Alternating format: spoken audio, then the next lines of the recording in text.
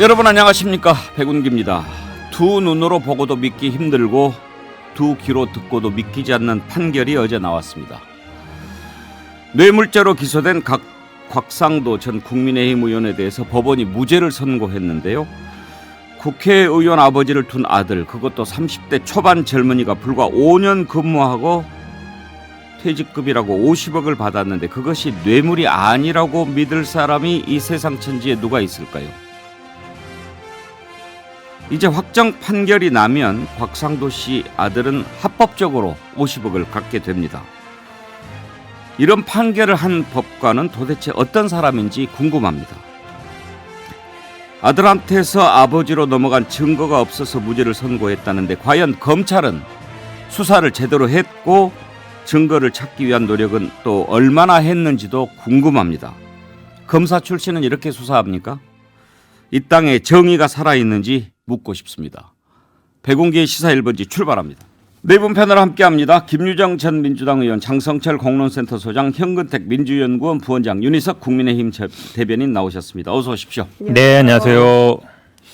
어제 곽상도 의원 뇌물죄 무죄 선고 관련해서 나라가 드글드글합니다. 우리 시청자들께서도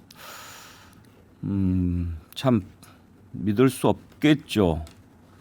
김현숙님, 너가 아버지 뭐 하시노? 이 대사가 괜히 나온 게 아닙니다. 손윤섭님, 50억 무죄, 법원이 뇌물 주는 방법을 쉽게 알려준 것으로서 깊이 감사드립니다. BYL님, 병치야 부럽다. 근데요, 김유정 의원. 네.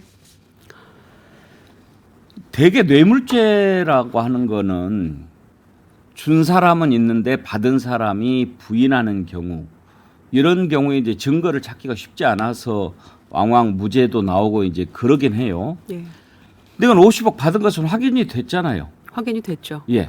근데 이제 그 50억이 아들이 아버지한테로 넘어갔는지 그게 확인이 안 되니까, 그 증거가 없으니까 무죄다. 이게 판결의 요지죠. 그렇습니다. 그러니까 사회 통념상 이례적으로 많이 받은 것은 맞는데 결혼해서 독립 생계를 유지하고 있는 그 아들이 받은 50억이 직접적으로 이제 곽상도 의원하고 의원이 받은 것으로 그렇게 보기는 어렵다. 이게 말인지 막걸리인지 모르겠어요, 저는. 그래서 왜냐하면 저는 항상 사법부의 최종 판결은 존중해 왔거든요.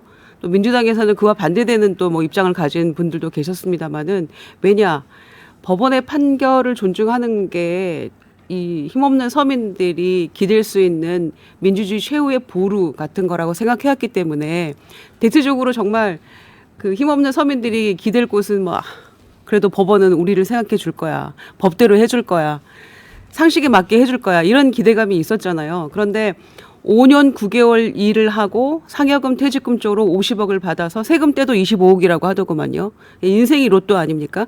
그런데 그 상황에서 이게 과연 뇌물이 아닐 수 있는가? 곽상도 의원의 아들이 아니라면, 그리고 그 전에도 후에도 화천대유에서 그만한 상여금 퇴직금을 받은 직원은 없었다는 거잖아요.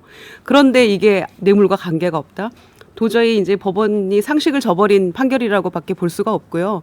뭐 더불어서 검찰이 제대로 수사를 한 건 맞느냐, 이재명 대표 수사하듯이 탈탈 털었으면 과연 이런 결론이 나올 수 있었겠느냐, 이런 얘기도 하고 있습니다만은, 어제 법원의 물론 1심 판결이긴 합니다만 도저히 상식적으로는 뭐 납득할 수 없는 판결이었다고 보고요. 항소심도 지켜보겠습니다만은 검찰이 과연 그거를 추가 증거를 열심히 찾아서 먼지 털듯이 더 잡아내고 할 만한 의지가 과연 있는 것인지도 의심스럽고, 법원마저 국민의 이런 배신감을 느끼게 하는 이런 판결을 내렸기 때문에 결론적으로는 국민의 법감정과는 크게 괴리되는 이 판결에 대해서 굉장히 허탈한 감정입니다. 윤희석 대변인은 어제 판결 이해가 갑니까? 이해 안 가죠. 제가 좀 말씀드리면 법원이야 뭐 법에 따라서 했다고 하는데, 일단 검찰이 정영학 녹취록에만 너무 의존한 수사를 한 게 아니냐는 비난을 받을 수 있고, 이럴 경우에 대비해서 그냥 뇌물죄 말고 요새 유행하는 제3자 뇌물죄로 거는 게 더 낫지 않았을까라는 생각도 들고, 결론은 법원이 본인들 좀 방어하려고 이런 판결을 내리지 않았나 싶어요. 그 결국은 이 50억 클럽이라는 거의 첫 단추였잖아요. 요게 부인이 되면 뇌물성이 부인이 되면은 권순일 대법관이라든지 이런 분들과 관련된 재판 거래 의혹 이 부분에 대한 추궁이 좀 어려워지니까 요거를 미리 자르지 않았나 이런 생각도 좀 해봅니다. 더군다나 이제 정영학 회계사 그 녹취록에 보면 그런 게 나오잖아요. 사람들 욕심이 참 많다. 병치 아버지는 아들 통해서 돈 달라고 한다. 정 회계사가 형님도 골치 아프겠다. 김만배한테 그렇게 얘기하니까 형은 골치 아파. 그렇게 얘기했는데 그러면 형은택 변호사 네네. 녹취록에 병치 아버지가 아들 통해서 돈 달라고 한다. 이렇게까지 나왔는데 네.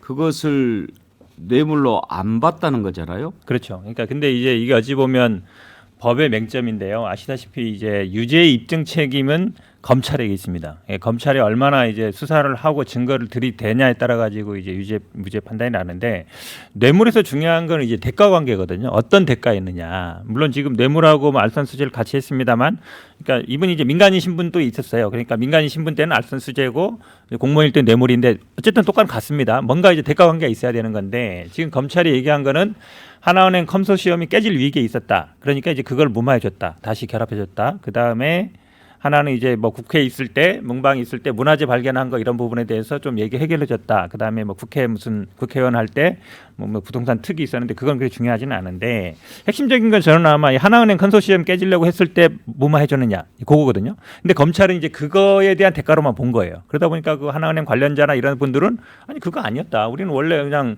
화천대유랑 하려고 했었다. 이렇게 나오니까 그 대가관계 인정이 안 된 거예요. 그러면 어떻게 했어야 되냐면 돈을 요구했단 말이죠. 달라고. 그리고 돈을 뭐 주기 싫었는데 줬잖아요.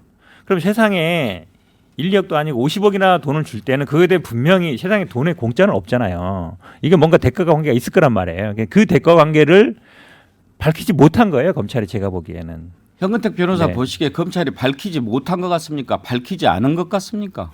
저는 그냥 언론에 보도된 내용, 그 당시에도 이제 하나은행 얘기 나왔는데 이제 그 부분만 수사한 게 아닌가 이렇게 봅니다. 왜냐하면 돈이라는 거는 계속 뭐 주고받고 서로 주기 싫었던 돈을 준다 그러면 당연히 그거에 대한 그 전후 사정이 있을 텐데 그 사정들을 제가 보기에 검찰이 제대로 수사 안 했다. 그리고 윤희석 대변인 말씀처럼 물론 이제 대가관계 인정되어야 그 다음에 이제 어찌 보면 경제 공동체냐 아니냐 이게 그러니까 부자 간의 경제 공동체 아니냐는 핵심 쟁점은 아니에요. 그건 이제 말씀처럼 제3자 뇌물로 가도 되는 거기 때문에 제3자 뇌물이 됐든 어쨌든 대가 관계를 밝혀야 되는데 문제는 이거죠. 항소심에서 이걸 할 수 없다는 얘기예요. 수사를. 왜냐하면 지금까지 수사한 거 가지고 그대로 하는 거기 때문에 증인을 부르거나 뭐 이렇게 지금 기소된 거 가지고 그게 대가관계 있냐 없냐 따질 수는 있는데 새로운 사실 예를 들어 다른 어떤 대가관계 있는 거를 밝히기는 어렵거든요. 수사를 못 해야 되기 때문에 제가 보기에는 이제 지금 검찰 입장 굉장히 어려운 입장이라고 봅니다. 만약에 이렇게 해서 대법원 확정 판결까지 무죄가 나면은 이제 네. 그 50억은 합법적으로 갖게 되는 거죠. 그렇죠. 지금 일단 추징이 안 되니까요. 일단 예. 추징도 나온 거 보면 정치자금법 5천만 원만 추징됐기 때문에 뇌물 추징은 안 됐잖아요. 그러니까 어쨌든 이거에 대해서는 면죄부를 받게 되는 거죠. 우리 완전히 면죄부를 주는 것 아닙니까? 그런 셈이 되죠. 근데 지금 제가 보기에는 그렇게 갈 가능성이 더 높아요.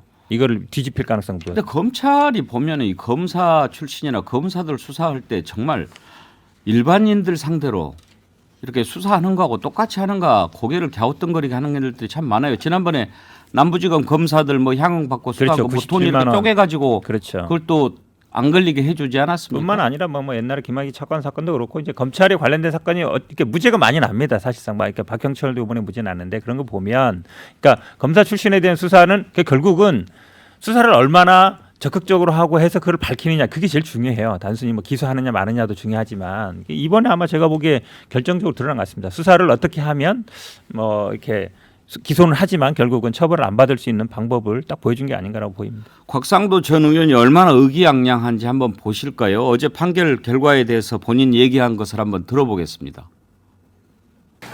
그러니까 이 재판 결과는 저한테 무죄가 나오는 게 당연하다고 저는 생각했습니다. 검찰에서 구형을 되게 중용을 했었는데 저는 검찰에 대해서 굉장히 아쉬운 게 많습니다. 사실은 수사 기록을 보니까 이미 하나은행이 제가 뭐 발것도 안 들였다는 얘기를 참고인들이 다 하고 있더라고요.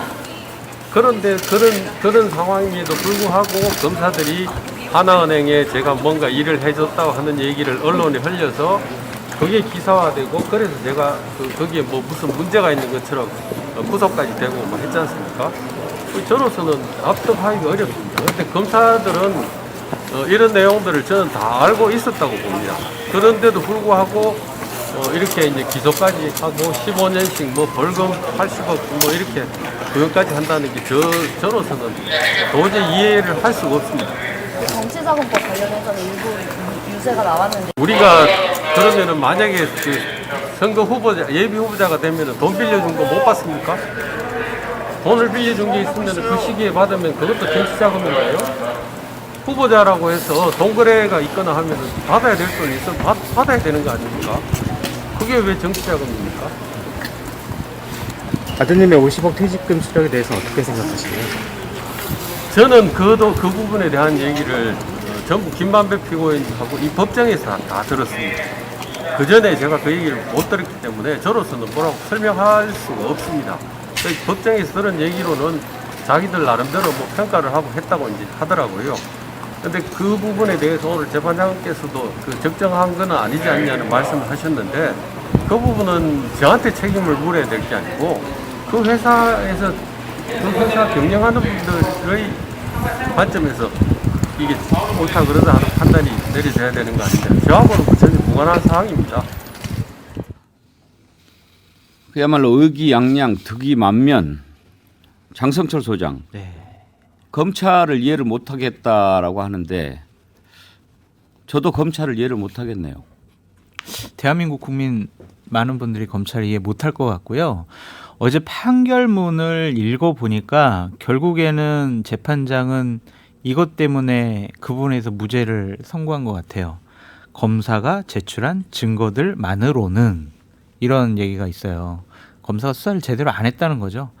봐주기 수사한 건지 아니면 능력이 부족했는지 저희들로서는 알 수가 없지만 만약에 이재명 당대표 수사하는 것처럼 검찰이 곽상도 의원과 관련해서 제대로 수사했으면 과연 저런 결론이 나왔을까라는 좀 생각이 듭니다. 이제 또 반박하는 입장에서는 이렇게 얘기를 해요. 저 수사팀이 박범계 법무부 장관이 수사팀을 저렇게 만들었다. 그래서 그 사람들이 제대로 수사 못한 것이 뭐 곽상도 의원이나 아니면 다른 쪽을 비난할 일이냐 그런 얘기도 하던데 그건 어쨌든 말이 안 되고요. 봐주기 수사한 거냐 그렇게 보여집니다. 왜냐면은 검사 출신이잖아요. 저 곽상도 의원이. 그래서 자기 식구들을 감싸준 거 아니냐 그렇게 볼 수밖에 없고요. 저는 기록을 남겨놓는 차원에서 정영학 김만배 녹취록 김만배 씨가 한탄한 내용을 좀 읽어드리고 싶습니다. 아버지가 뭘 달라 그러냐? 그 곽병채 씨한테 물어보니까 아버지한테 주기로 했던 돈 어떻게 하실 건지 그래서 내가 한꺼번에 주면 어떻게 해? 그러면 양전무보다 많으니까 한 서너 차례 잘라서 너를 통해서 줘야지. 그렇게 주면 되나? 응? 다 달라고 한 거지. 이런 식으로 정혁학 씨한테 얘기를 해요. 그렇다면은 이번에 무죄가 나온 거는 김만배 씨도 이 녹취록에 관련된 자기 발언에 대해서 제대로 사실관계대로 진술을 안 했다라고 볼 수밖에 없습니다. 김만배 씨가 맞아요. 저번에 저한테 이렇게 달라고 했습니다. 이러이러한 뭐 정황 증거를 다 댔으면은 곽상도 전 의원이 빠져나가지 못했을 것 같은데 김만배 씨는 어쨌든 자신들과 같이 함께 이 일을 했던 또 뭐 공유했던 그런 사람들에 대해서는 하나도 입을 열지 않는다. 그렇게 봐야 되겠네요. 혁은택 변호사, 네. 법 쪽에서 그런 얘기가 있다고 하죠. 뭐 법관은 판결로 봐주고 검찰은 기소로 봐준다라고 하는데 혹시 이렇게 재판하시다 보면 검찰이 이건 좀 봐주려고 하는구나 막 이렇게 하는 느낌이 들 때도 좀 있습니까? 뭐 저한테까지는 그런 사건은 잘 안 오고요. 그런데 사실상 그러니까 어느 정도 그러니까 말씀하신 것처럼 그러니까 기소할 때 어느 정도 결론이 납니다. 사실 우리나라 재판 구조상 왜냐하면 기소하면 이제 추가 수사자 못 하거든요. 근데 그럼 수사를 얼마나 열심히 하느냐, 증거를 얼마나 모으느냐가 되게 중요해요. 지금도 말씀처럼 녹취록이 나오면 당연히 그럼 이 돈이 왜 갔을까 여러 가지 그 당시에 정황 사정을 봐야 돼요. 근데 이제 우리가 아는 건 하나은행밖에 없는 거고 그러면 하나은행 쪽에서는 아니라 그러고 그럼 이제 다른 걸 수사를 해봤어야 되는데 그걸 안 한 부분은 사실은 저희들로서는 그러니까 기소 단계에서는 그걸 뒤집을 방법은 없어요. 정말 이해가 안 가는 판결입니다. 그래서 이제 많은 국민들이 도대체 그 판결을 내리는 사람 이름이 법관 이름이 뭐냐 판사 누군지 알고 싶다. 그런 분들도 많고 그 수사한 검사는 누구냐? 뭐 이런 것도 막 얘기하는데 장성철 수사장 그런 거는 밝힐 수는 있나요? 밝힐 수야 있겠지만은 그게 뭐 법적인 의무사항이 아닌데 얼마 전에 이제 이재명 당대표가 검사들 뭐 성명, 뭐 신상명세를 좀 공개하는 법안을 우리가 만들어 보겠다 그렇게 얘기를 했잖아요. 저는 그것에 대해서 반대했는데 이러한 수사를 한 검사들은 좀 누군지 신상명세가 공개됐으면 좋겠다라는 좀 생각도 들고요. 어쨌든 우리가 사법부에서 판결을 내린 것이기 때문에 존중은 해야 되지만 어쨌든 이해하지 못할 일들이 벌어진 것에 대한 국민적인 분노는 심해질 것 같다. 그래서 사법부 불신, 검사 불신 이런 얘기가 나오는 것 같습니다. 판결할 때는 이름 이렇게 뭐 기사에 나오고 그렇게는 하죠. 뭐 서울중앙지법 형사합의 22부 재판장 이준철 이렇게 나오네요. 네, 예, 판결문에는 주심뿐만 아니라 그 다 나오고요. 요즘은 예전에는 판결문에는 기소한 검사만 나오다가 요즘은 수사한 검사도 판결문에 나옵니다. 그러니까 판결문 공개되면 이름 다. 그러니까 제가 재판장 이준철 이렇게 얘기해도 뭐 문제 잘못은 없습니다. 공개된 아니죠. 겁니다. 네. 그럼요. 기사가 다 나오는 예. 것 같아요. 재판장 이준철 이렇게 해도 괜찮은 거죠. 그렇죠. 재판장 이준철 이렇게 해도 아무 상관이 없고요. 예. 검찰의 수사 태도를 보니까 저는 보통 이제 검찰에 대해서 비판을 하고 그래도 사법부 존중하고 이런 방향이었는데 이번에 보니까 검찰하고 사법부가 마치 짬짬이인 것 같은 그런 느낌이 들 정도예요. 그러니까 이 곽상도 전 의원에 대한 수사, 그 아들에 대한 수사 이런 것들은 검찰은 마치 수줍은 새색시처럼 하고 있고 이재명이나 이쪽 민주당 쪽은 아주 그냥 굉장히 포악하게 털고 있는데 이 상황이 뇌물이라는 게 본인에게 직접 주기도 하지만은 다 우회적으로 주잖아요. 누구를 통해 동생을 통해서 뭐 어머니 아버지를 통해서 그리고 그 박근혜 최순실 최서원 그 사건에서 경제 공동체 이런 얘기 했었는데 지금 이 아들과 부자 간의 관계는 그보다 훨씬 더 가까운 관계가 아닌가요? 그런 상황에서도 이거를 인정을 안 한다라는 건 도저히 상식적으로 납득이 안 되고 그 정영학 녹취록에 6명의 실명이 거론되는데 그중에 5명이 이제 판검사인데 1명이 대법관이잖아요. 권순일 대법관 재판거래 의혹 관련해 가지고 그래서인지 몰라도 대법원에 대한 영장 이것도 다 그 압수수색도 다 기각을 했잖아요. 법원에서. 그러니까 그런 것만 봐도 이 법원마저 이 편들기 내 식구 감싸기 하면 도대체 국민이 누굴 믿고 살 것인가 여기에 대해서 더 절망하게 된다는 말씀을 드리고 싶고요. 어찌됐거나 이게 결론적으로 계속 무죄로 가게 된다면은 뭐 아들은 아버지 덕에 25억을 고스란히 평생 먹고 살 돈을 받을 셈이 되겠네요. 문수님, 국민은 다 알고 있는데 재판장만 모르고 있구나. 국민일보 오늘 기사 제목이 뇌물 받기 전에는 자식 결혼부터. 그렇죠. 그러니까 아들의 독립생계를 무죄 근거로 지금 언급한 거 아니에요. 앞으로 이런 게 가지고 얼마나 또 많은 얘기들이 나올까도 궁금합니다. 참 김숙희님 AI 판사 도입해야 된다. 차라리 AI가 이렇게 판결했으면 뭐 오히려 이해는 되겠어요. 어떻게 이걸 보고 그렇게 판결할 수 있는지 정말 상식적으로 이해가 잘 안 가는 판결 아닙니까? 부산이대희님, 여러분은 곽상도 50억 1심 판결 어떻게 생각하시나요? 객관식으로 주셨어요. 1. 뇌물, 2. 작물, 3. 떡고물, 4. 따신물.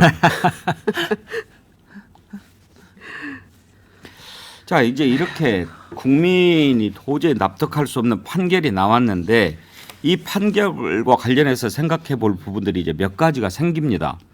당초에 이 50억 클럽이라고 하는 얘기가 나오지 않았습니까? 어제 JTBC가 그 정영학 녹취를 파일로 이렇게 들려주던데 거기에 보면 김만배가 이렇게 얘기합니다. 최재경, 박영수, 곽상도, 김수남, 홍성근, 권순일 그러면 이게 현재 얼마야? 30억이지? 플러스 윤창근 15억, 강한국 5억, 응 뭐냐? 정영학 회계사가 5억씩입니까? 50억? 이렇게 얘기를 하던데 이 50억 클럽이라고 하는 거는 지금 현재 현근택 변호사 수사가 어떻게 되고 있나요? 수사는 뭐 한다고 계속 뭐 검찰은 말은 하고 있습니다. 하고는 있는데 기자들도 항상 물어봐요. 계속 물어보는데 뭐 지금 주요한 사건 한 다음에 하겠다. 주요한 사건이라는 게 이재명 대표 관련된 수사 끝난 다음에 하겠다는 건데 강간무소식이죠. 1년 6개월째 무소식이라서 더구나 만약에 이렇게 곽상도 무죄 나면 그거 봐라 우리가 기소했는데 무죄 나는데 어떻게 수사하냐 라서 제가 보기엔 아마 이 수사 가능성은 이제 거의 없어졌다 이렇게 보는 게 맞는 것 같습니다. 김만배 씨가 개과천선해가지고 맞아요, 제가 줬어요. 그렇게 하면은 수사가 아니, 제대로 이거 진행되지. 곽상도도 이미 통장으로 줬기 때문에 주긴 준 거예요. 근데 그 왜 줬느냐 그 이유가 내 문제되는 뇌물로 거죠. 줬습니다. 네. 이런 식으로 이제 본인이 아니, 항소심에서는 검찰이 이제 증거를 보강해서 항소하겠다 이렇게 얘기하고 있는데 어떻게 증거를 보강? 제가 아까 말씀드렸잖아요. 이 대가관계 핵심이 이제 하나은행인데 하나은행 말고 그럼 다른 것들을 찾아야 되는데 그거를 수사할 때는 강제 압수수색도 하고 뭐 영장 발부해서 부르기도 하고 구속도 시키는데 그게 안 된단 말이죠. 그럼 증인을 부르거나 뭐 사실조회밖에 안 되는데 아니 압수수색하고 구속시켜서도 못 밝힌 거를 증인 불러가지고 그다음에 사실조회 해가지고 밝힐 수 있겠어요? 그 쉽지 않은 상황이에요. 김철규님이 이 얘기 좀 그만하세요. 죽을 것 같아요. 예. 저희도 답답합니다. 숨이 잘 안 쉬어질라 그래요. 죽을 것 같아요.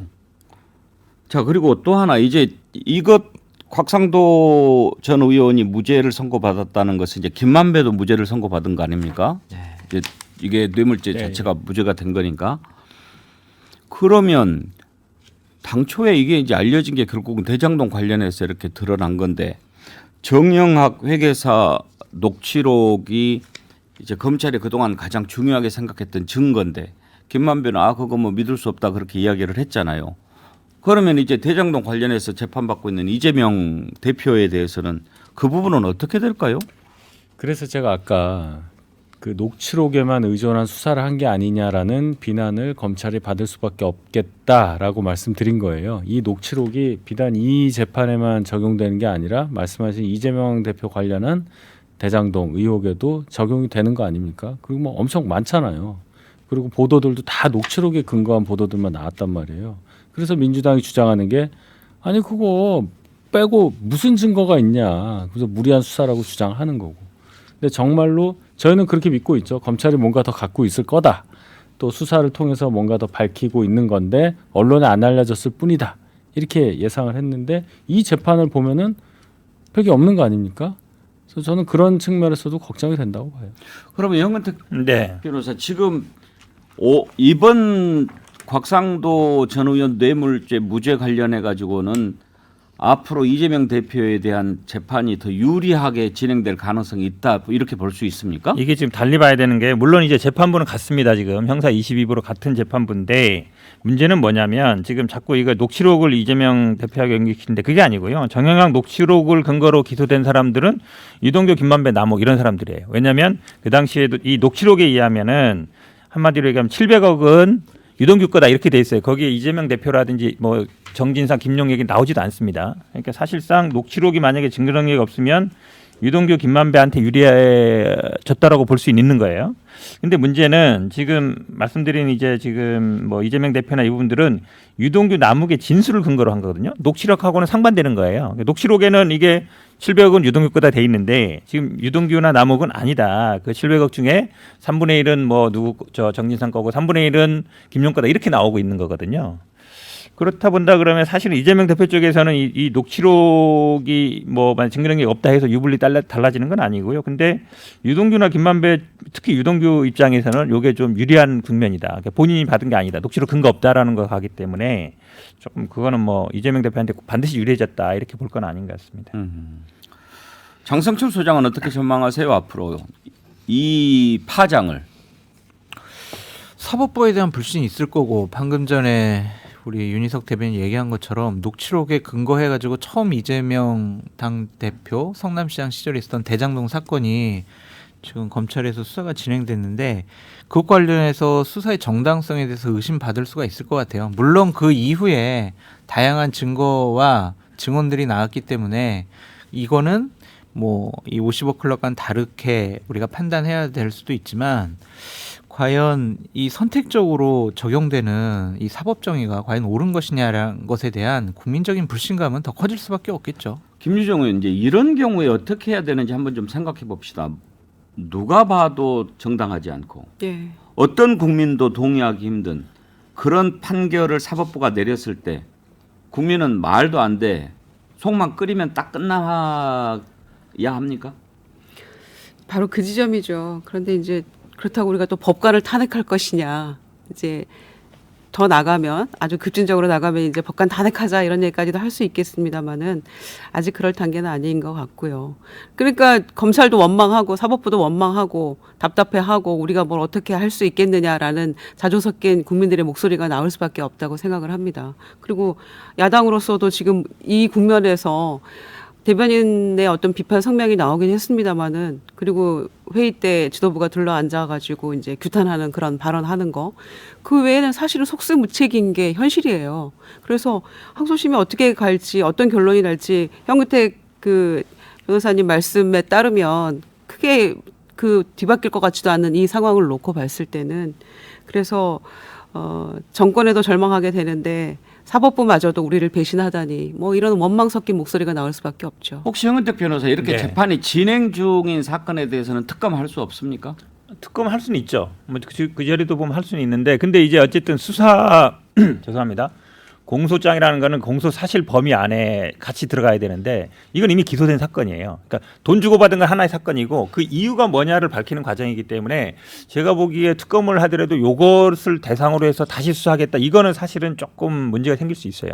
그러니까 일사부재리 원칙에도 걸릴 수 있어서 그러니까 어찌 보면 물론 다 끝난 다음에 다시 수사하는 것도 제가 보기엔 좀 곤란하고 제가 보기엔 지금은 약간 뭐 이걸만 가지고 예를 들어서 뭐 55클럽 전부를 하겠다. 그리고 그중에 예를 들어 하나은행 빼고 나머지 것들을 수사하겠다. 이렇게 가면 모르겠지만 곽상도 의원 것만 가지고 특검하기는 쉽지 않다고. 아니 이번에 민주당이 이상민 행안부 장관 탄핵한 것도 그런 거 아닙니까? 법적으로는 나중에 현재 가서 어떻게 결과가 나올지는 알 수가 없으나 누가 봐도 이것은 책임을 져야 되는 것이 분명하고 또 국민들 여론이 그렇게 비등하고 그러니까 탄핵을 한 거 아닙니까? 네. 그러면 누가 봐도 이해할 수 없는 그런 판결을 했는데 그 부분을 거대 야당이 그냥 두고 보고는 것은 할 일입니까? 아니 저도 이 50억 클럽 특검 해야 된다고 생각하고요. 이 특검 아니면 사실 밝힐 수 없습니다. 말씀처럼 대부분 검사 출신들이 뭐 지금 뭐 검찰총장, 중수부장 다 이런 분들이 껴 있기 때문에 현재 검찰에서는 쉽지 않다고 봐요. 수사 안 될 거기 때문에 저도 제 생각에도 뭐 이거를 물론 뭐 수사 중이라 기소 중이라 하더라도 특검해서 밝힐 수밖에 없다고 봅니다. 그러면 또 진정하시고요. 이재명 방탄이라고 또 그럴 건가요? 예, 안 되죠. 15 듣고 이어가겠습니다.